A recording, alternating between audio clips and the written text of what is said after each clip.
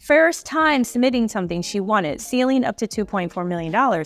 I mean, it was like a lot of work. And then I'm like, oh, I have to be perfect, which no one's perfect. But I was like, oh no, this has to be perfect. So I got to download this in Adobe. My first time, this is literally my first time submitting and first award. So my amazing GovCon winners, we have before you, we have a woman that I've been communicating with for like about a year, Thalia, with Care Agency, and she's a nurse and recently won a healthcare-oriented contract with the VA. She's going to be able to share all about this because healthcare is not my industry, but it should be your industry. So I want to welcome you to the channel. How are you doing today? Good morning. I'm doing great. How are you? Doing well. So tell us, like, your formal background is nursing, healthcare. How did you go from that to like government contracting, state level contracting?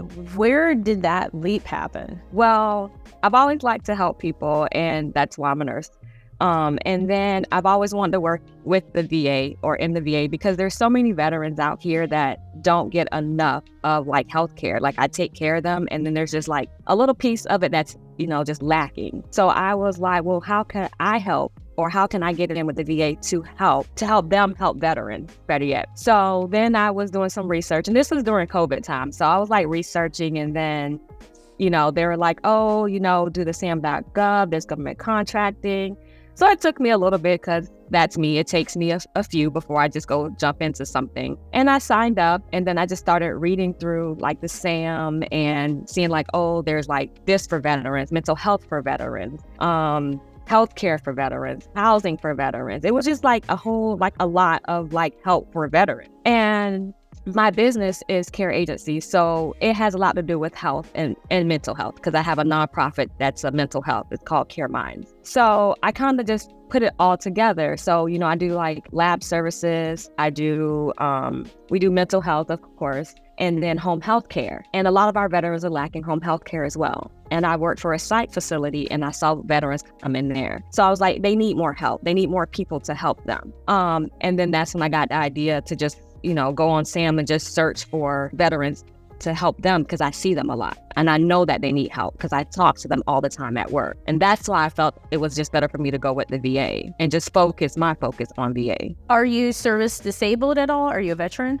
I'm not, no. I have military people in my family that are military. This is good to point out. You can go after opportunities at the VA without having a certification because you are a small business. And there may be those watching and thinking like, well, wait a minute, why would they hire you for anything health oriented for veterans? Like, and in labs, like, wouldn't they just go to LabCorp, Quest, or hire some local doctor or hospital? I mean, yeah, yes and no, just because, I have all of these services in one location, and then I'm able to go mobile. So if they're not able to come out, I actually go to them. And then my hours are a lot later than the traditional LabCorp, the traditional Quest. Like I stay open till 8. And like I said, we're mobile. So we're more convenient. Which is great. And there's this push for the federal government to work with small businesses and state and local. So this is really key. Whether you're in the medical field or you're not in the medical field, it's just still really cool to know about. So talk to us about this work with the VA, because we would talk a lot through DMs on Facebook. And I know she was always at things. You probably got on my, you probably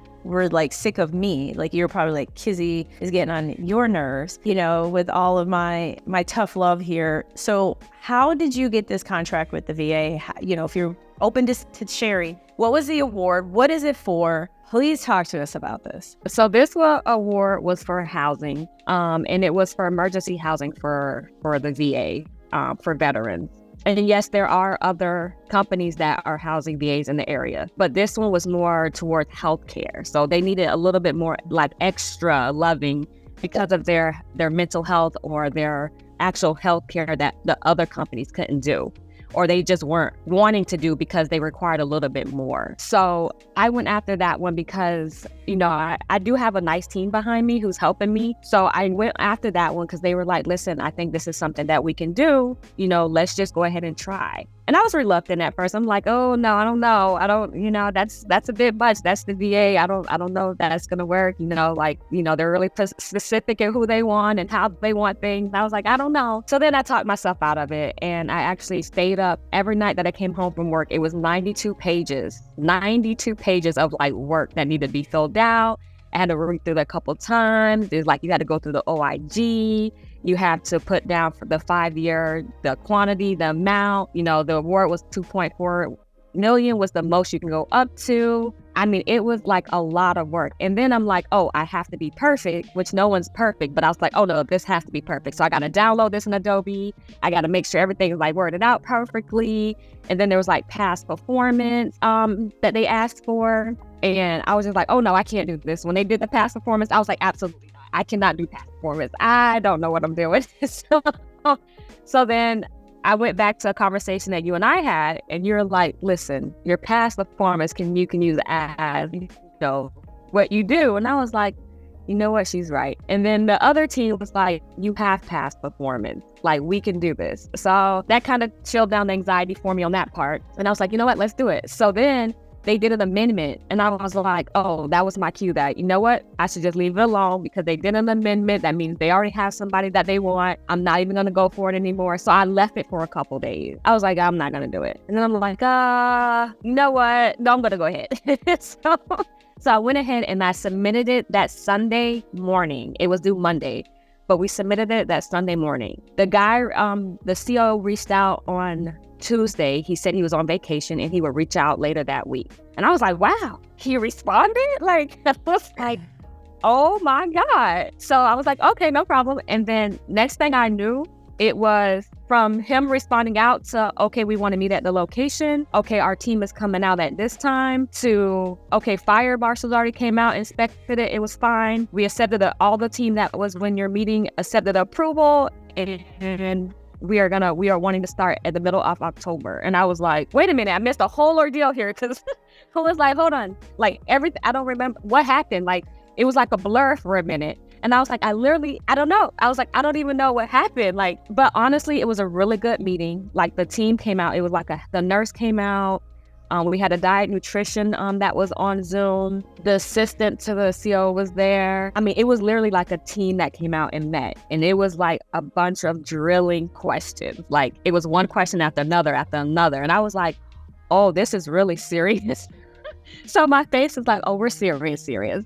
No problem. But it wasn't something that I don't take care of in my normal job description anyway. So I was like, oh, it wasn't that bad. Like, this wasn't as bad as I thought it was going to be. At first, I was a little intimidated because, my first time, this is literally my first time submitting and first award. So yes, all those emotions played a part in what was going on. I did not think that it was going to even have an approval. My thing was, I just wanted to submit, just to say I submitted for the year of 2023, and I was happy. So I was already happy just by submitting this RFQ. I was like, oh, I'm good. Like, life is golden at this point. I can do anything. And now it's like, okay, life is golden, but now reality just hit that they just said that they accepted that approval. So I was like, reality hit. And now it's October 2nd, so reality is going to hit again in the middle of the month. So I'm excited. It was very exciting, and I'm excited to take care of them. So, that's my line of work, and the mental health portion, them being sick, that's what I do anyway. So I'm really excited, and hopefully I can just keep going for more. You're going to definitely go for more. And I just want to highlight a lot of things, because there's a lot of things, and I know people watching, listening, they were like, wait a minute, did she say $2.4 million? Yes, I believe you did. The ceiling, the award was to go up to 2.4. Right. The ceiling on the contract is 2.4, meaning they can spend up to $2.4 million. Is it 5 years? 5 years. Mm-hmm. 5 years. And here's the other beautiful thing. Your background, your passion, and you connected the two. The fact that, okay, it's housing, but it's not just, housing, right? There's the medical. Mm-hmm. So the fact that you went after that and you leaned into, okay, the medical, your team, your experience, that's awesome. The other big takeaway is that you didn't allow the past performance to scare you. They just want to make sure that you're not going to be a high risk to them. Because especially an opportunity like this, it's medium to high risk. You had mentioned fire marshal, they did reviews, because the last thing they want is to end up on the news with somebody who's housing veterans in a raggedy house and they're not being treated well. I mean, we've all seen these kind of stories that come out. And so they want to do their due diligence. And so she was able to meet them where they needed to be. Passed that, got the award. So all of these things make sense. And it shows that even though this was her very first opportunity, first time submitting something she wanted, ceiling up to $2.4 million, everybody watching can do the same. I mean, this is amazing. So you start in mid-October, you're super excited about it. And then what? Like, are you going to bid on more work? Are you going to, what is the plan? Because this is awesome. So I am going to bid on more work. I've actually been attempting to bid on a couple for lab services, but of course they completely canceled that one as of yesterday. So that one's done. There's a couple on my local, my state local that I'm bidding on as well. And then I'm just in Sam again looking for more of what I'm doing right now. So more of the homeless residential services for VA, serving the VA for the veterans is kind of my niche. And that's where I see my niche is going to be. So I kind of want to stay there. There's been a couple little ones that I've seen that I can do just because I offer those services anyway in my business. But my niche really is taking care of veterans, especially the ones with mental health and actually health issues. And there's tons of opportunities. There's tons of opportunities at the federal level, the state level, and you have a lot of runway for different departments within the VA to get to know you. So then they could potentially set aside work for you. Are you looking into maybe becoming woman-owned at any particular time? So I did the women-owned application, and it was some document it said it was missing, and I reached out to them, and life got me by. It happens. So I kind of I guess it lapsed, like it was the deadline. So they said I had to wait 6 months before I applied again. So I had to wait 6 months. Okay. I mean, that's fair. But not a big deal. I mean, I'm going to do it eventually, but it really wasn't needed for what I did anyway. So I kind of didn't let that deter me, honestly, to say the truth. During this award time meeting with the VA, I had some health issues and I was actually in the hospital when they were trying to meet during the hurricane. Remember that time in the hurricane down here in Florida, that hurricane that came? So, the team that I have, they were actually able to like jump in and help me and go meet with the VA too. And then I drove home straight from the hospital and sacrifices that I had to make. But yeah. That's the sacrifices that are... I sacrificed. Yeah. And you did. Yeah. I mean, and that's part of life is if you want a reward, whatever that reward is, you have to make sacrifices. If not, then you're just fighting for excuses. Yeah. So the VA effort, is it in Florida or is it somewhere else? This was in Florida. Okay. So that's nice. It's in Tampa. Yeah, it's right here in Tampa. It's in Florida. So well, at least this first one that I'm doing. Awesome. And that's another good takeaway is you were able to find the work in your city. You have all these connections. And so it does happen. It happens all of the time. And for those of you where you're like, hey, I'm open, other people could have been on it too. That's what's beautiful about government contracting. You don't always have to be there to bid on the work. So I love this. I love the great state of Florida. That's my full-time residence.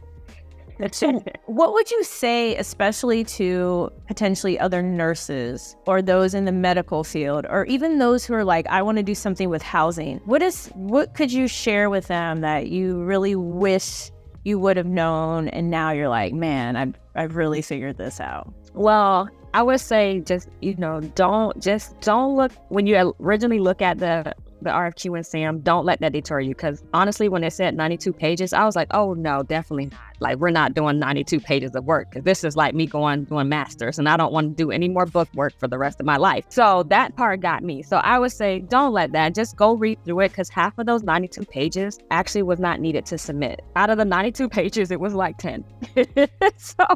So you just got to read. You just got to take your time and read through these RFQs, because there are details in there that's specific that they want. And some of them are just like literally telling you about what they're wanting from you.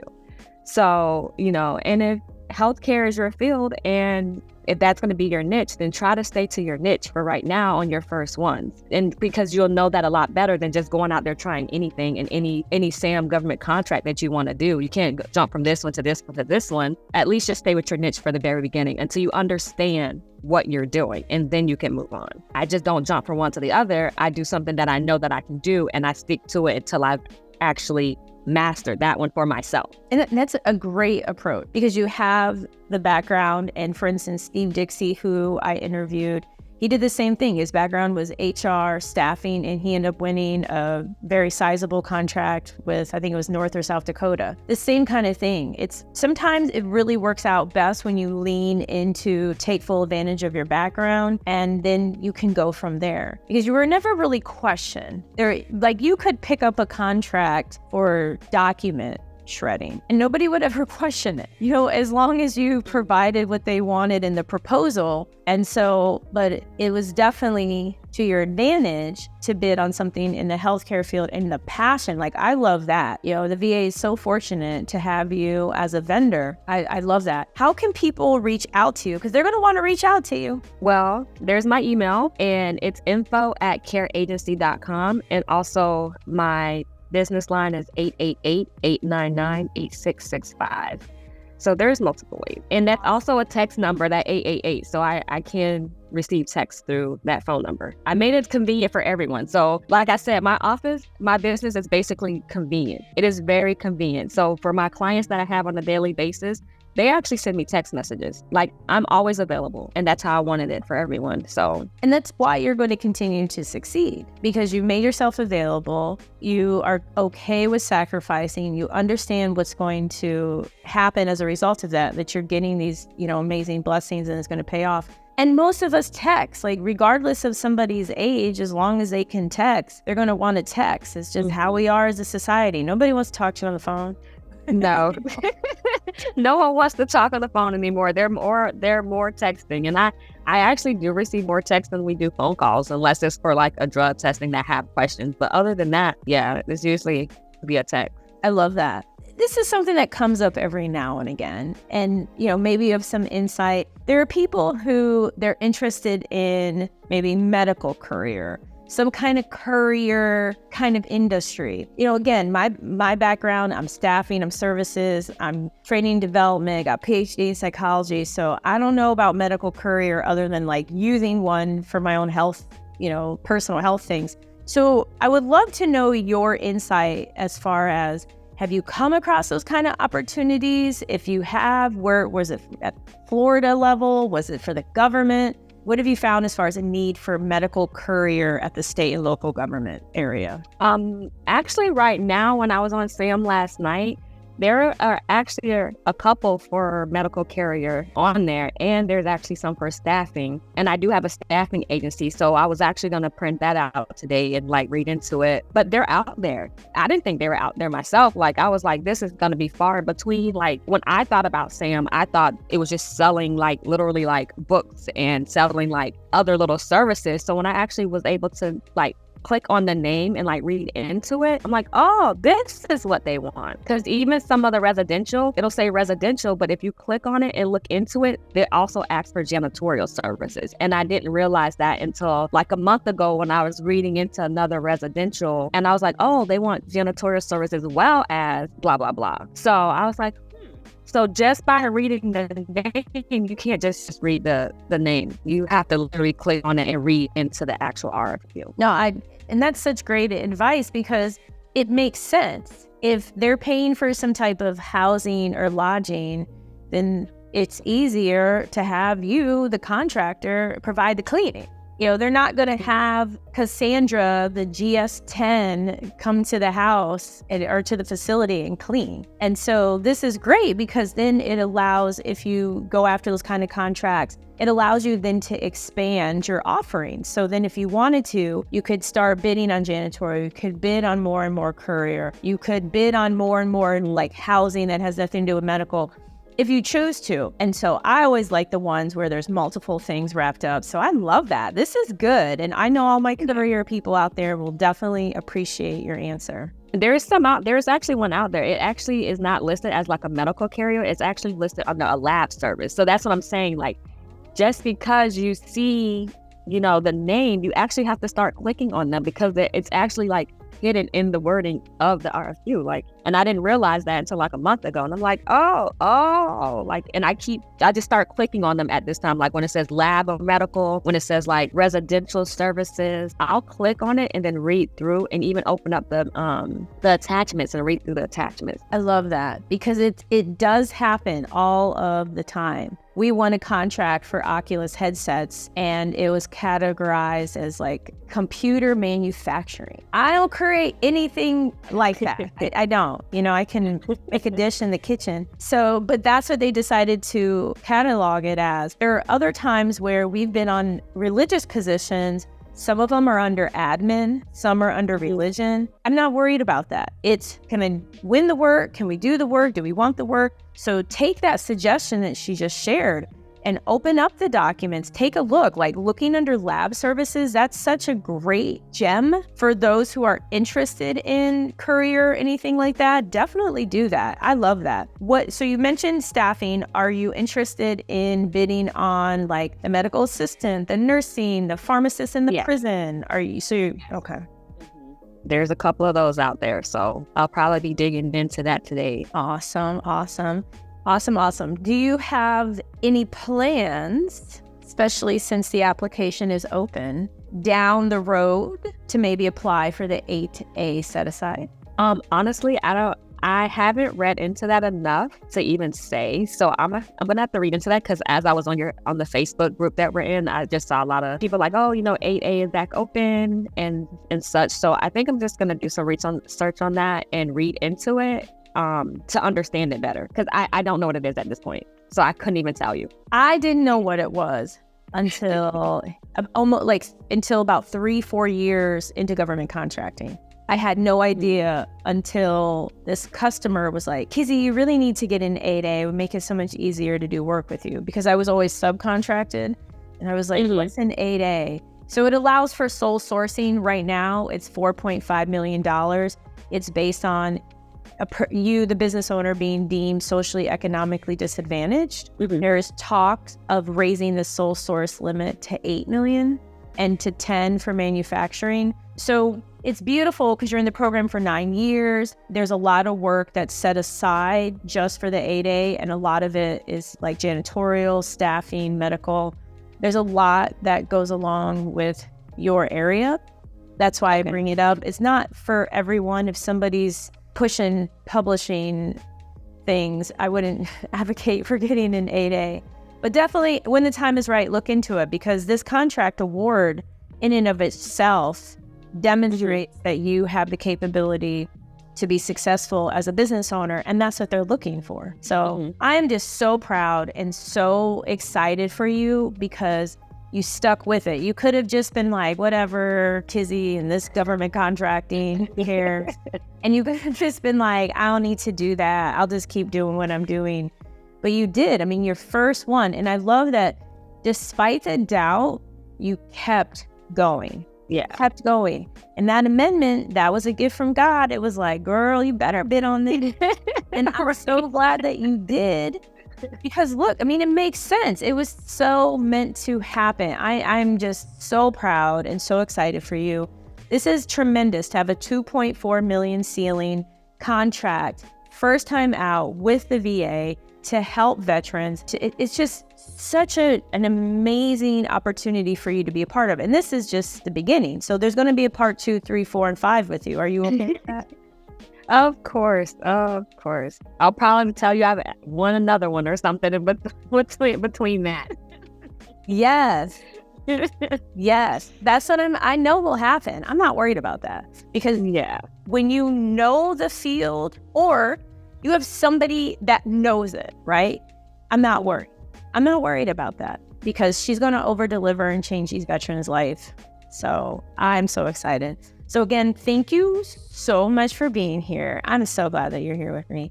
Thank you. Oh, I'm so happy. And all my amazing GovCon winners, please hit the notification button, hit the like button, subscribe, check out profitablecontracts.co, and/or profitablecontracts.co/free for a free capability template. And until next time, everything is possible. Take care.